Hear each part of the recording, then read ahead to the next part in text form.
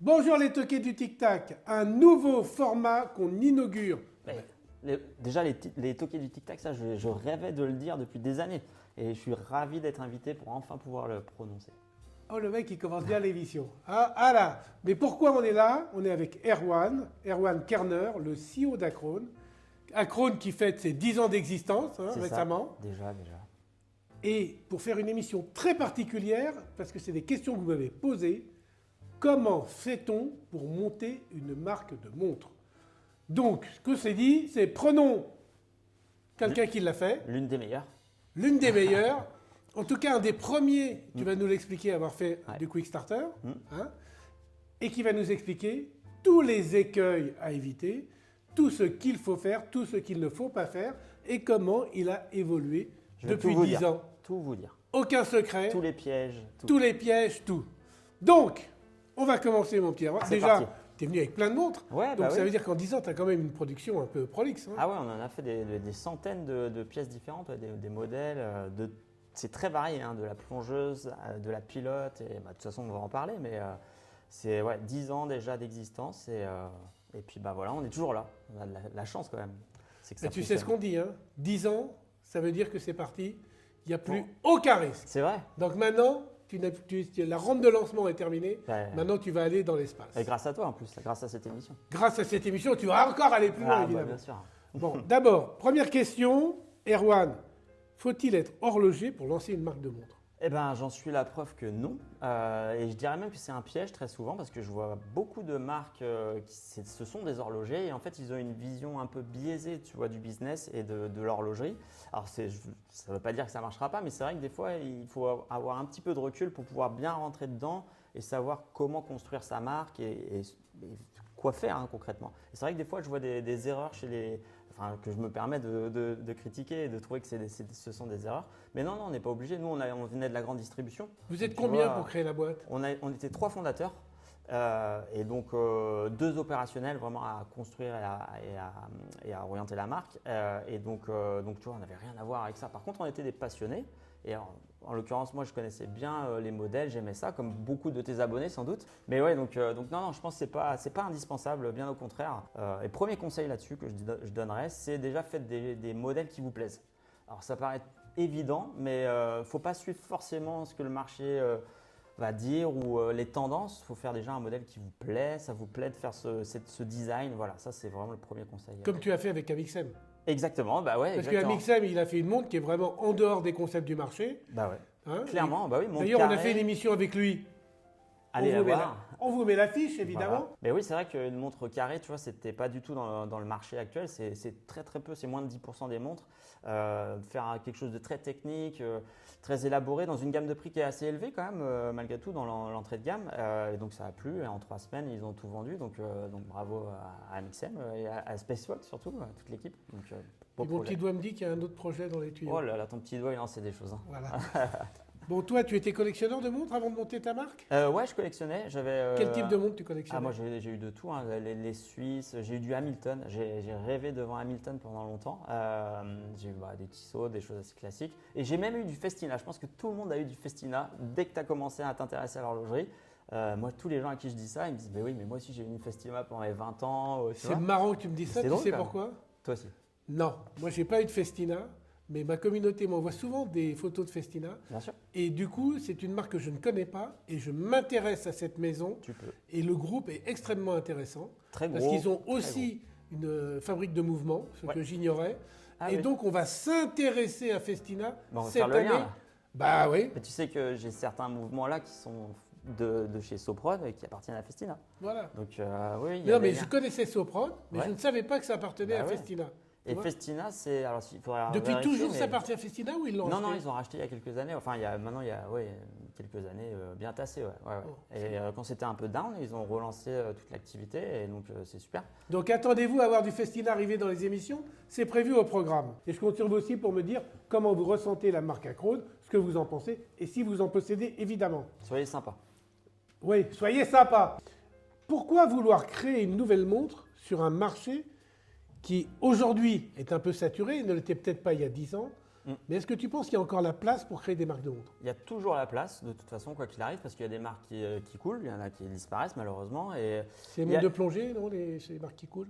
je ne saurais pas te dire, non, non, parce que. Marque de plongée, cool. Oh, Ouais, non. j'y étais pas. T'es Ah oui, non, mais je suis pas encore. concentré, Bah oui, bah oui, t'es je me dis- concentré, mais blague à Bah deux balles, oui, tu les as bah pas. oui, là, mais Oui. je vais essayer d'être plus réactif. Donc il y a t'inquiète pas. donc il y a des marques qui Mais ouais, viennent ouais, en non, s'arrêter. non, non, donc il y a toujours de la place. Je pense qu'il faut avoir un concept. Après, c'est un tout, hein, on va en parler. Il faut une communauté aussi au début pour un petit peu pousser les projets, avoir quelque chose de crédible et apporter quand même un petit plus malgré tout. C'est vrai que ça peut être en termes de design, en termes de complications horlogères, j'en passe, hein, des matériaux qu'on va tester. Enfin voilà, il y a plein de choses qu'on peut faire, mais il faut apporter son petit plus. Sinon, c'est vrai que tu risques d'être noyé un peu avec les autres marques, malheureusement. Et il y en a qui sont plus fortes que toi au début. Donc oui, nous au début, c'était plus facile quand même malgré tout, je pense. Tu vois, on était les premiers sur Kickstarter en France. Et donc maintenant, créer un Kickstarter, c'est quand même plus compliqué, quoi. Ta première montre, c'est celle-ci, je crois. C'est celle-ci, voilà, T'en exactement. as vendu combien? On en avait fait 300 au début et donc on les a vendus à 399 si je ne te dis pas de bêtises et ça s'est tout vendu en quelques jours donc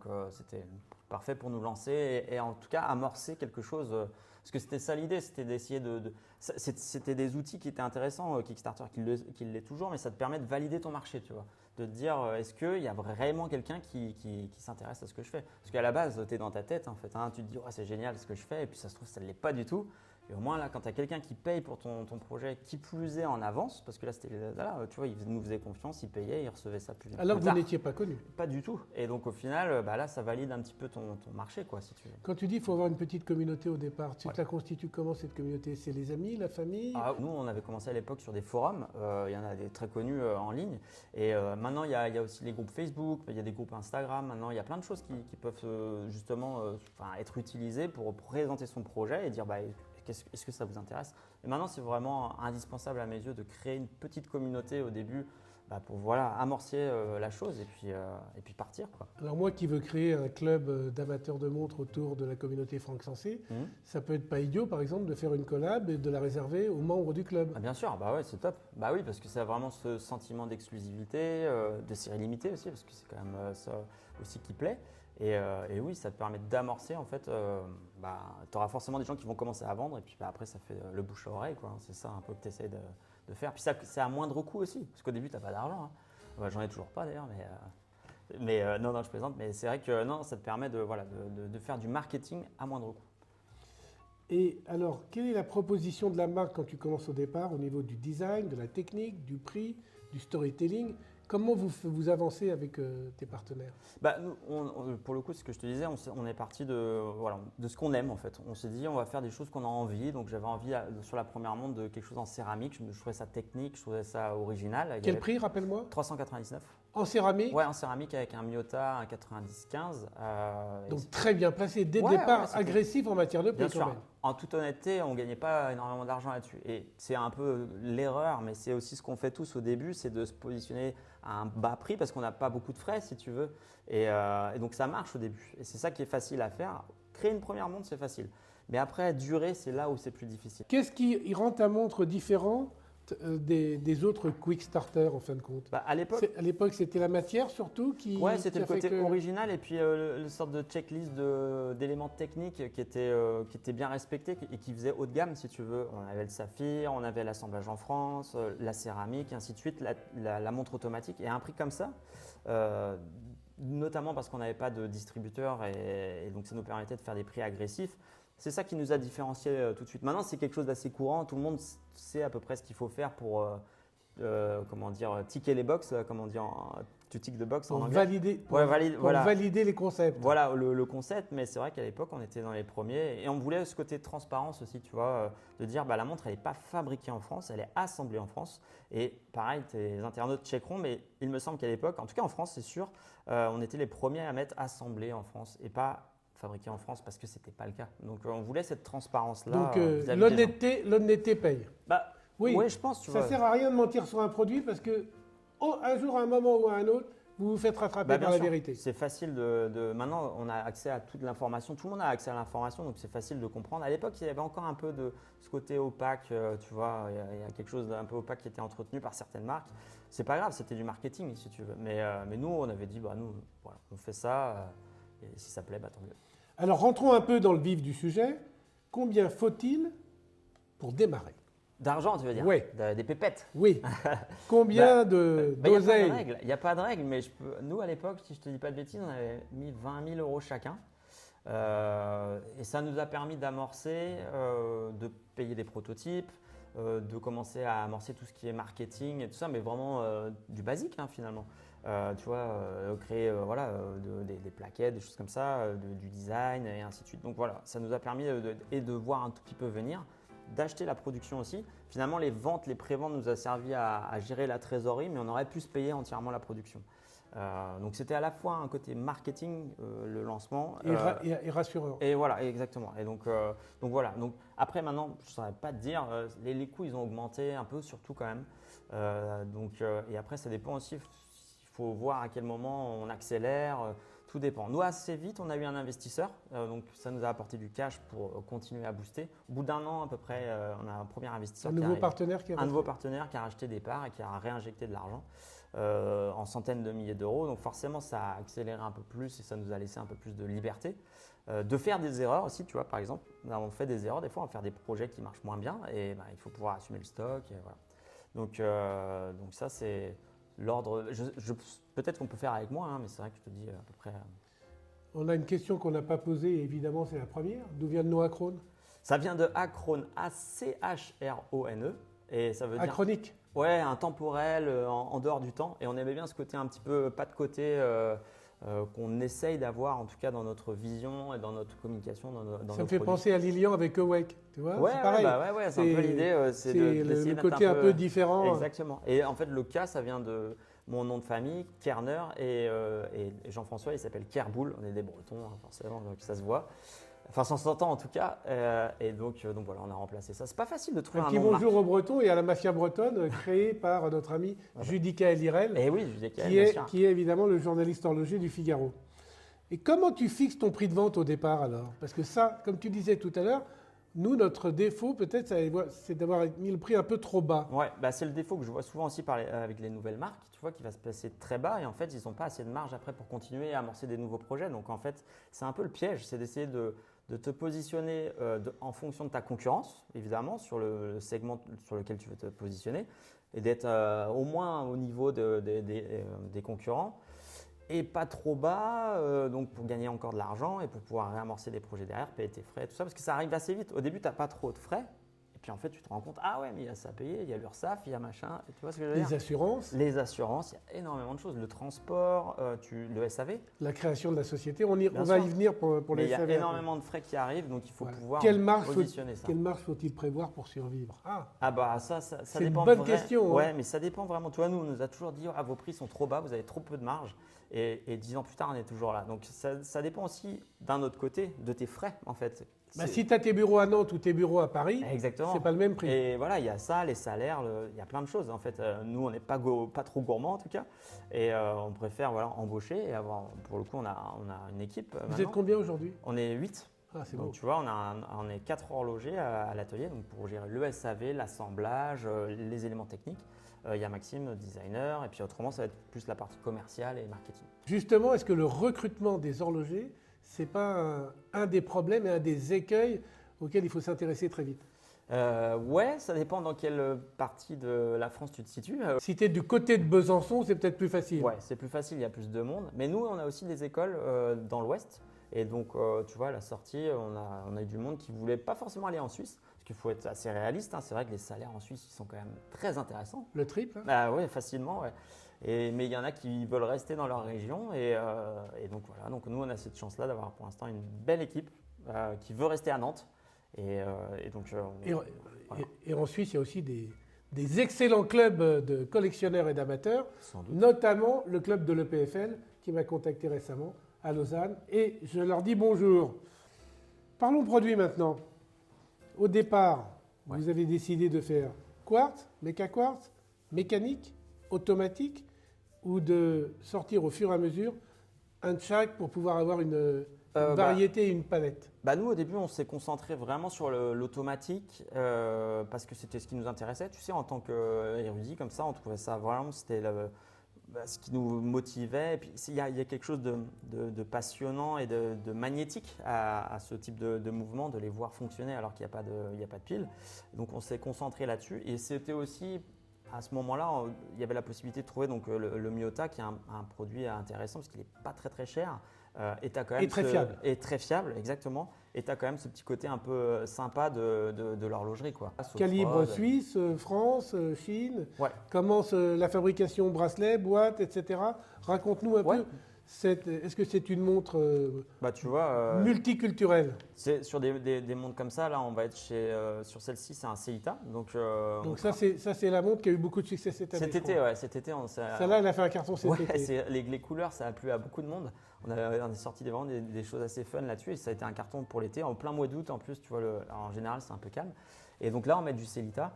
On peut mettre aussi du Soprod, hein, c'est un équivalent du 28-24 de chez ETA, qui est vraiment un mouvement qui fonctionne très bien, fiable aussi. On en est ravis. Et autrement, on va travailler sur un modèle comme celui-ci. On a notre mouvement français, par exemple. Donc ça, c'est Soprod, qui a racheté France et Bosch et qui a créé une usine côté français, en fait. Et donc, il fabrique entièrement le mouvement. Alors, entièrement, il pourrait te dire à 70%, si je ne te dis pas de bêtises. Parce il est un peu plus cher, le français. Oui, il est plus cher. Mais il a une meilleure chronométrie. Surtout, en fait, on peut le décorer. Il est plus sympa. Tu as vu, il y a le double pont qui est assez sympa. Et, plus d'originalité. Oui, plus d'originalité. Et en termes de fiabilité, ça reste tout à fait équivalent à Seita et aux autres Suisses. D'ailleurs, Soprod, il fabrique aussi côté suisse. Et donc voilà, nous on navigue entre chaque en fonction des envies et du modèle, quoi, tu vois. Et alors, pour les éléments constituants de la montre, la lunette, le boîtier, le bracelet, d'où ça vient tout ça? Principalement d'Asie. Sauf de temps en temps, on va pouvoir aller chercher des pièces en Suisse suivant ce qu'on a besoin, en fait. Nous, on a fait le choix d'avoir. C'était aussi la stratégie de la marque, c'était d'avoir un prix cohérent. Et donc, on voulait rester dans une gamme de prix vu ce qu'on proposait. Et dans ces cas, tu n'as pas vraiment le choix. Tu vas en Asie. Il y en a qui disent en Asie, en Chine, en Thaïlande. Oui, mais il y a quasiment tout le monde va là-bas en fait, dans une certaine gamme de prix pour aller fabriquer des pièces parce qu'elles sont de très bonne qualité. Je te signale que Awake fait des cadrans métier d'art qu'il fait au Vietnam et qu'il n'y a que là-bas qu'on peut les faire. Exactement. Et qui sont absolument sublimes. Mais tu sais que en fait, le truc avec les Chinois, c'est qu'ils ont racheté des machines suisses et maintenant ils savent. Alors, sur certaines choses, sur les mouvements, je suis un peu plus nuancé. Tu vois, tu me demandes si j'avais des mouvements chinois. Il paraît que ça monte en gamme en ce moment. Ouais, alors dans ce qui est vraiment haut de gamme, parce qu'autrement j'ai vu des choses, c'est vraiment pas beau et c'est un peu. C'est pas au niveau. Non, c'est pas au niveau. Tu vas trouver des poils, des choses comme ça. Tu fais ah ouais non, c'est pas possible quoi. Donc non, pour l'instant je suis pas encore rassuré. Puis j'ai eu des échos, tu sais, dans notre milieu, tout se sait. Et il y a des séries. Il y a beaucoup de marques dont on ne citera pas les noms par charité chrétienne, d'où le SAV. Ils gèrent. On reçoit beaucoup de messages. Ah, j'ai acheté ça là, ça fait 3 fois qu'elle part en SAV. Ouais, il y a des choses, c'est quand même pas très. J'ai pas envie de rentrer moi là-dedans, tu vois, à titre perso, j'ai pas envie d'être embêté. Est-ce que tu envisages par exemple un jour de créer ton propre mouvement, d'avoir ton mouvement manufacture? Non, c'est un peu aussi ça, c'est un peu une. Comment dire. C'est le piège des horlogers qui montent leur marque? Non, mais. Je pense mais il y a des beaux succès, regarde Trilob. Non, mais clairement. Ils étaient ingénieurs. Non, mais voilà, je pense qu'il faut faire attention. Et encore, c'est un pari risqué qu'ils ont fait et qu'ils ont gagné, mais qui était beaucoup plus risqué que juste de faire un mouvement, même qu'ils auraient pu personnaliser. Mais là, non, vraiment chapeau parce que j'en ai connu d'autres qui sont plus là pour en parler. Et pourtant, il y en a qui ont mis plusieurs centaines de milliers d'euros, voire millions d'euros, j'en connais un. Nous, déjà, je le vois, toutes les problématiques qu'on a, parce que ça, j'en découvre tous les jours, en fait, des nouvelles problématiques de production. Sur déjà des boîtiers, des cadrans, des aiguilles, tout ce que tu veux. Et imagine sur un mouvement de montre. Moi, je ne veux pas gérer ça. En revanche, gérer une complication, ça peut être intéressant. Ça, on travaille dessus. Ça veut dire prendre un mouvement que vous connaissez et ajouter un module de la complication. Exactement. C'est un degré un peu en dessous en termes de complications là pour le coup à gérer. Et c'est quand même, il faut faire du développement, mais on peut s'amuser. Combien coûte le coût d'un développement du prototypage d'une montre? Parce Encore que là, ouais, ça peut. tu arrives au début, ça peut aller vite, hein, ça peut aller haut tout de suite. Bah, Hein. tu peux aller, moi je peux te donner les prix. Encore une fois, ça dépend de ce que tu veux faire, mais tu peux aller en Suisse, ça va aller à 30 000, 50 000 le développement. Tu as le développement plus plusieurs prototypes. Et en Asie, tu vas être aux alentours de 3 à 5 000, tu vois. Ça reste. Ce ne tout à sera fait pas les cohérent. mêmes prototypes, hein, je vous le dis tout de suite. Ah non, non, Si non. vous allez le faire en Suisse ou en Asie, ce pas les mêmes. Ben non, après tout dépend aussi du modèle final, tu vois. Bien Si sûr. je fais un modèle de chez Trilob, je n'irai peut-être pas le faire en Asie, tu vois, évidemment. Et donc dans ces cas-là, bah voilà, il vaut mieux se tourner vers d'autres personnes qui ont des compétences différentes. Arrive aussi un truc auquel il faut penser dès le départ et qui coûte aussi beaucoup d'argent, c'est protéger le nom, protéger le design. Bah ça c'est important et ça fait partie d'une autre stratégie. Moi que je trouve dans l'entrepreneuriat, il y a l'horlogerie, c'est d'être bien entouré. C'est d'avoir un bon comptable, un bon avocat, alors dans différents domaines. Et Oui, ça, c'est le plus dur. l'administratif, n'oubliez Ouais. pas, vous créez une marque de montre, créez la société d'abord, Ouais, la société. SARL, SA, ou quand il y a plusieurs associés, Ouais. ou SAS si vous êtes tout seul. Faut être bien conseillé. Ouais. Il faut être très bien conseillé et c'est important au départ de bien faire les choses Ouais. dans les statuts de vos sociétés parce que c'est quelque chose qui vous traînerait toute votre vie. Et qui coûte cher à changer après. Oui, ça coûte cher à Beaucoup changer. plus cher. Voilà. Et ça, c'est le piège aussi, c'est d'être. Mais ça, des fois, on est mal accompagné. Nous, tu vois, au début, c'était pas top. Maintenant, Et, au début, il y a des solutions comptables sur Internet qui peuvent être, ouais, qui ça- peuvent permettre de commencer sans avoir bien sûr. l'obligation de passer par un cabinet comptable. Mais pour bien Mais là, il faut protéger se ta faire marque, conseiller par sa banque. bien protéger ta marque, et ainsi de suite, Oui. ça, il faut quand même pas se tromper, quoi. Et les assurances aussi. Les assurances, évidemment. Ouais. Quand tu fais du business aux États-Unis, si tu envoies des montres, là-bas, s'il y a une allergie ou un truc, tu te fais, tu te reçois un courrier d'avocat qui te demande 200 000 $. Oui, attention, dans les fabrications de bracelets, on peut avoir des problèmes d'allergènes Bien sûr. sur des bracelets qui viennent d'Asie et qui sont par exemple du chrome avec le cuir ou des choses comme ça. Ouais, il y a plein de choses à faire attention. Et dans ces cas-là, il faut être couvert en fait au cas où il y aurait un problème. Ça, c'est Et sûr. attention à l'importation aussi avec les certificats, avec le CITES, etc. Ah aussi. oui, avec les cuirs, les peaux un peu Il vaut mieux, exotiques. pour et pas tout ça. pour pas vous embêter, moi je vous dis, les cuirs, il vaut mieux les acheter en France, comme ça. Ah oui, c'est Vous sûr. n'avez si t'as pas un les problème- problèmes de douane. Et... Si tu as un problème de CITES, tu envoies ça aux États-Unis, ils détruisent la montre s'il n'y a pas le bon document. Donc tu vois, ils ne cherchent même pas. Hein. Tu discutes même pas avec eux, tu envoies à ton client et si tu n'as pas le bon document, ils détruisent la montre. Donc voilà, ça, vous voyez, c'est des très bons conseils. Merci, Erwan. Quand même, je suis pas là pour rien. Ta deuxième montre que tu as lancée, c'était laquelle? C'était la montre de plongeuse. plongée. C'était la montre de Celle-ci plongée, ouais. Ouais, on a fait un petit record de France de plongée. Vas-y, raconte. En Parce fait, que ça a aidé beaucoup à lancer la montre. Ouais, et tu vois, Et vous celle-ci- avez vendu beaucoup d'exemplaires en plus. Ouais, carrément. Et celle-ci en plus, c'est une vipère celle-là aussi. Parce qu'on a fait aussi une vipère en plongeuse. Ça, tu le savais pas. Eh non. Et ben voilà. La Vipère, c'est une certification qui est faite en France. Je vous mets l'affiche de l'émission où on explique toutes les certifications. Et donc on avait fait aussi 50 pièces, il me semble, de tête, tu vois, et ça permettait d'avoir cette précision sur la montre. Et on l'a fait aussi descendre à 267 mètres. Elle est pour étanche voir- à 300 mètres du coup. Ouais, voilà, c'est ça. Et donc c'était amusant de la tester physiquement à ces profondeurs-là avec un plongeur qui est incroyable et qui est un des seuls au monde. Frédéric, il n'y en a pas beaucoup qui arrivent à Frédéric, faire comment? ça. Alors son nom de famille c'est Swierdzinski, c'est un peu imprononçable mais ça le fait toujours marrer. Et quand ça, on- c'est une marque de vodka. ça. Ah, c'est clair, non, mais il est incroyable. C'est vraiment un sportif de très haut niveau. Et à l'époque, on avait eu le record de France de plongée souterraine grâce à ça.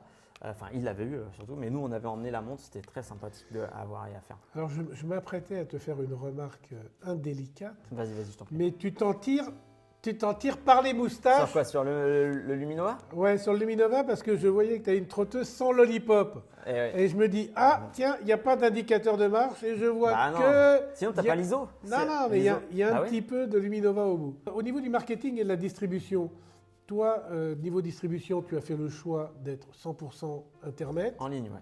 Ça permet de baisser un peu le prix, puisque évidemment, tu économises la marge du distributeur et du détaillant. C'est ça. C'est une stratégie que tout le monde ne fait pas et qu'on pourrait changer éventuellement. Mais dans ce cas-là, effectivement, il faut travailler ton prix de produits et de montres, de montres en l'occurrence.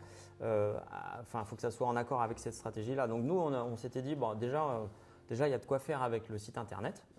Et puis, on verra si on change ou pas. Mais on a été approché plusieurs fois et on aurait voulu, mais c'est vrai que ça ne fonctionne pas. Nos marges ne nous permettent pas à l'heure actuelle d'être revendus en boutique. si tu veux. Donc ça, c'est pareil, c'est un choix de la marque en fait. Au point de vue marketing, comment vous avez fait au début pour faire connaître votre marque? Vous avez fait les réseaux sociaux, vous avez fait des relations presse, vous avez fait une campagne de pub? Ouais, en fait, au début, tu fais un peu comme tu peux. Comme je te disais, on amorce avec les réseaux sociaux, avec les groupes, les forums et ainsi de suite. Et après, on travaille aussi avec des influenceurs, des youtubeurs. Mais ça marche pas Je toujours. suppose que quand on avait fait la Vipère et Acron, ça t'avait quand même poussé un peu. Non, rien du tout. Du tout.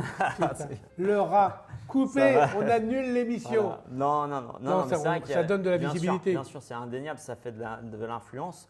Et forcément, ça permet à beaucoup de gens de découvrir la marque. D'ailleurs, je vais tenter une nouvelle stratégie de marketing pour se faire un petit peu plus connaître encore. Mais je t'en parlerai un petit peu tout à l'heure, t'inquiète pas, à la fin.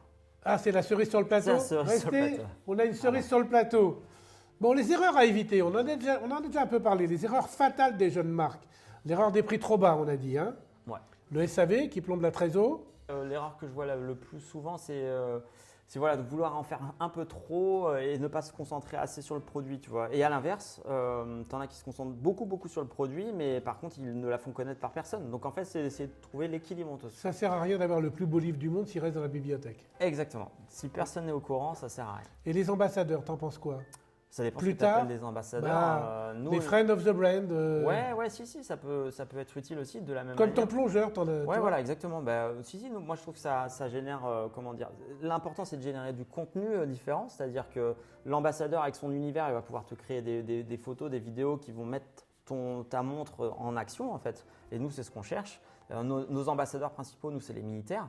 Et donc, ça peut être, suivant l'univers de la marque, ça peut être puisque tu parles de militaire, parle-nous donc un peu de ça. Ah bah oui, ça c'est une collab qu'on a fait depuis quelques années avec l'ALAT, au bénéfice de l'entraide ALAT. Alors l'ALAT, c'est l'aviation légère de l'armée de terre. C'est ça, exactement. Et donc, ils ont une association qui aide les familles de militaires endeuillés. Et donc, tu vois, ils vont payer le permis, enfin voilà, il y a aux enfants, il y a plein de choses qu'ils font et nous, on a voulu les aider et faire un partenariat avec eux. Et donc là, ça fait 3-4 ans maintenant qu'on fait un modèle à chaque fois, tous les ans avec eux. Et tu reverses de l'argent. Et on reverse, là-dessus, on avait reversé 50 € par montre vendue. C'est toujours à peu près le deal qu'on a avec eux. Nous, on trouve que c'est une belle somme parce que tu vois, alors pas que à la LAT, mais on a reversé près de 100 000 € en 10 ans à diverses associations. Et 100 000 € militaires. pour une marque comme vous, c'est un effort, c'est bien de le dire. Bah oui, c'est forcément voilà, c'est une part de notre marge, mais on est fiers là-dessus. Puis c'est un deal gagnant-gagnant, quoi, si tu veux. Je prends une autre montre au hasard parce que celle-ci, je sais qu'elle a un truc sur la lunette tournante. Parle-nous-en un peu. Ah oui, sur celle-ci, en fait, on s'est amusé. Il y a deux choses. C'est une montre qu'on a fait pour un groupe militaire. Et en fait, on a fait une lunette avec c'est une lunette d'orientation. Donc, ça te permet d'avoir une boussole au poignet. Ça transforme la montre en boussole. Exactement. Sans aiguille magnétique. Avec la spécificité d'avoir, si tu veux, de venir régler la lunette en fonction des heures, en fait, ce que ne font pas toutes les montres dans ce domaine-là. Donc, il y a toute une façon de faire. Alors ça, je vais te dire à expliquer. Ah bah ouais, non, mais c'est clair. Là, il nous faut une deuxième émission. Parce que quand on sait le faire, c'est facile, mais quand on ne sait pas, il faut aligner l'heure, l'aiguille, dans le soleil, au nord, machin. Je ne m'y risquerai pas. Voilà. Qu'est-ce que tu as d'autre? Ça, c'est intéressant. Voilà. Ouais, ça aussi, ça c'est un petit modèle qu'on a lancé là, tout en titane sablé et avec, si tu veux, du Luminova dans le cadran.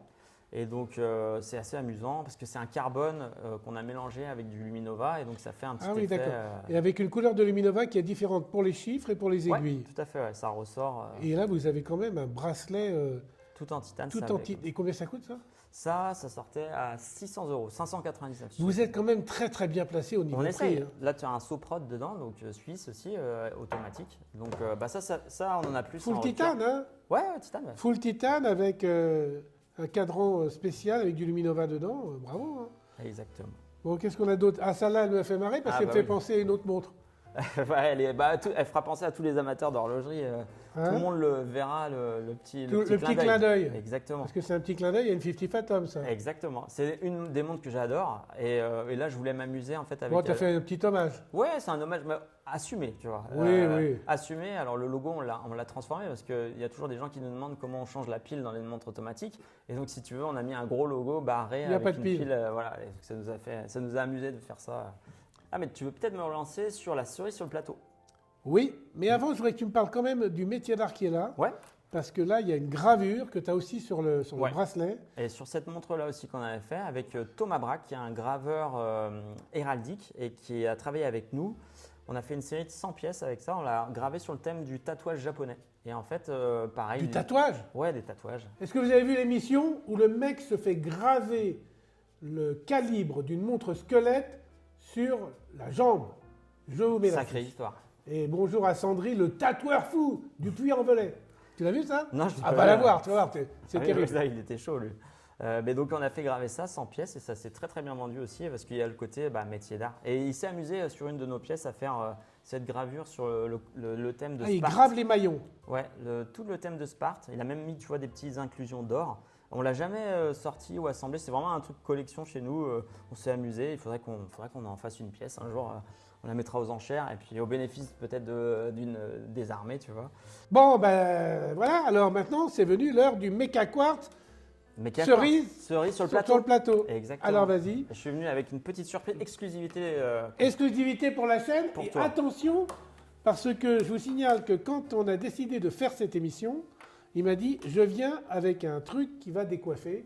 Donc je le laisse Mais oui. parler. Bah écoute, on a décidé. Déjà, c'est la Dis-moi, elle est légère. titane encore. On aime bien le titane. Combien de grammes en tout? Avec le bracelet, on est à 50 grammes. Donc c'est Seigneur. ultra léger. C'est pas notre ADN à la base, mais on aime l'automobile. Et donc on le fait de temps en temps. On vient un petit peu avec cet esprit auto. Et on a fait un quartz, méca quartz pour le coup, pour avoir une gamme de prix très très accessible. Et c'est la première fois qu'on fait un quartz. Tu vois, on a toujours fait de l'automatique mécanique, donc c'est aussi une nouveauté pour nous. Il y a des coloris différents. On va faire un vote. On veut que les gens nous disent un peu les cadrans qu'ils préfèrent. Donc on mettra ça sur notre site. Mais là, on pourra même montrer quelques versions puisque je t'ai amené des versions finalisées. Ben, elles vont passer C'est- pendant qu'on parle. Série limitée de 1000 pièces à 299 €. Donc déjà, le prix est sympa, tu vois. Parce que, Titane, 50 grammes. ouais, Un c'est méca quartz dedans. du acrone, tu vois, avec voilà, Déclenchement hyper soft. avec des petites spécificités sur le cadran. Tu vois, on a agrandi par exemple le sous-compteur gauche. Le sous-compteur droit ne sert qu'à une chose, une fois par an, pour les 24 heures du Mans. Je ne sais pas si tu vois, en fait, Ah oui, il est on marqué peut 24 heures. on peut suivre la course, à quel moment elle est, si tu veux, combien d'heures on a passé dans la course, est-ce qu'on est la nuit, le jour. Alors ça, la nuit, le jour, ça on le sait, mais de savoir combien de temps il va rester pour la fin de la course. Donc ça ne sert qu'une fois par an. Et sur ce méca Ah, c'est quartz là, sympa comme idée. je trouve que, parce que le sous-compteur, celui-là, personne ne l'exploite, il ne sert à rien en général. Enfin, moi je trouve. Et là, je trouvais que c'était amusant de faire cette petite chose-là. Donc le modèle, il est très sympa, 299 €. Et la petite subtilité, quand même, c'est une toute petite subtilité. Alors, il y a une petite subtilité laquelle j'essaye de C'est chercher. que il y aura un des acheteurs de la montre qui se verra offrir un pack exceptionnel. C'est une Alpine A110 plus une journée sur circuit, pas loin de chez nous, à Nantes. Il pourra l'essayer son véhicule et repartir avec. Donc ça, c'est un jeu concours. Ça veut en fait, dire hein. que C'est- j'achète la montre, Ouais. Et Je on suis- tire je ressort. suis identifié puisque je l'achète sur le site, C'est ça. et parmi les 1000 acheteurs, il y en a un qui est tiré au sort par huissier, évidemment, Évidemment, on a bien cadré le qui a truc. cadré le parce que- truc, ah et oui, je gagne faut- une Alpine Renault. Ouais, c'est très cool quand même. Et il viendra une journée avec nous, rouler avec un pilote qui va lui apprendre à rouler sur circuit. On va faire une très très belle journée. À mon avis, elles vont être vite vendues. Hein, Bah, à ce écoute, prix-là. je sais pas, mais en tout cas, on va s'amuser avec ça et ça va être vraiment, vraiment fun. Bah voilà, nous, c'est comme ça qu'on célèbre l'automobile et notre passion aussi pour l'automobile. tu vois. Bah écoute, tout ça est sympa, et ça, ce sont aussi Ça va être les cadrans qui seront les proposés, les coloris, coloris du à modèle. décider. Et Voilà. toi, qu'est-ce que tu portes aujourd'hui? Parce que je te vois depuis tout à l'heure avec cette petite carbone là, comme ça, et tout le monde, le carbone, j'adore Alors ça. écoute, donc, Moi, là, je porte une Hublot parce que ils m'ont gentiment permis mais de toi, t'as la des entrées tester partout. et de l'essayer, parce que c'est une montre dont j'ai parlé dans une émission que j'aime beaucoup. Je vous mets l'affiche. Et comme elle était légère et avec un bracelet en soft touch derrière comme ça, je dis tiens, je la porterais bien pour l'essayer. Laissez-la moi quelques semaines. Et je trouve, regarde, le calibre, il est magnifique. Ah ouais, les finitions. Mais Et regarde le petit H sur ce qui Ah tient oui. l'organe réglant. Ah oui, ils étaient chauds là. Et C'est puis très avec petit. Je trouve que une réserve de marche à crémaillère, etc.